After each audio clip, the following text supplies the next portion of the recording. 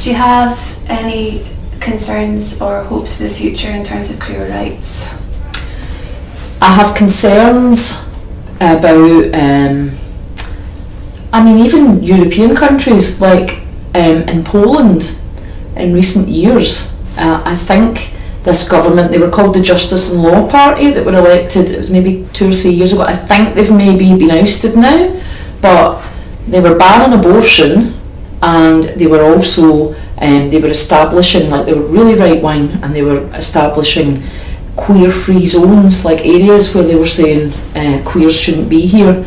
And you know, queer people in Poland were really living in fear and leaving, and it was appalling. I wrote a poem about it actually for a festival.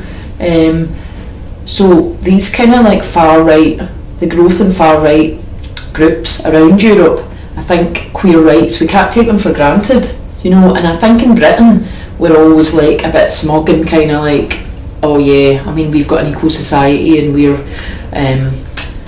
but it's not that long ago, you know, it's not that long ago that, since we've evolved and become better, so we need to not forget that, you know. And things can be rolled back really quickly. Look at what's happening to trans people.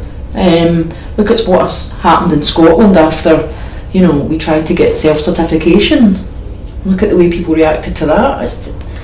I think that probably was one of the reasons the SNP imploded. Anyway, and if you look around the world, there are still loads of countries where queer people can be, they can go to jail, or they can be punished, or they can even be like, the death penalty can exist. So I think we still need to be fighting for queer rights globally. We need to keep discussing these issues and never get complacent. We can always do better.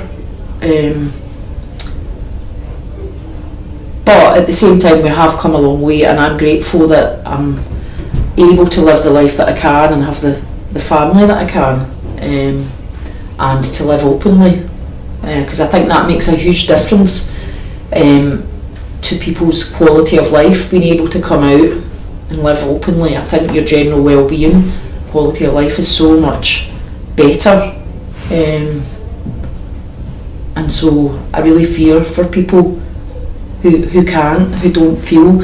I had studied actually with a person from Singapore, and that's a very conservative society, and that man, I spoke to him at length about it because he feels really conflicted because he has really close family relations. But I just said to him, don't beat yourself up and don't think that you have to come out to your family, because it's not the right time for you, but you can still love your family. Like, don't cut yourself off from them.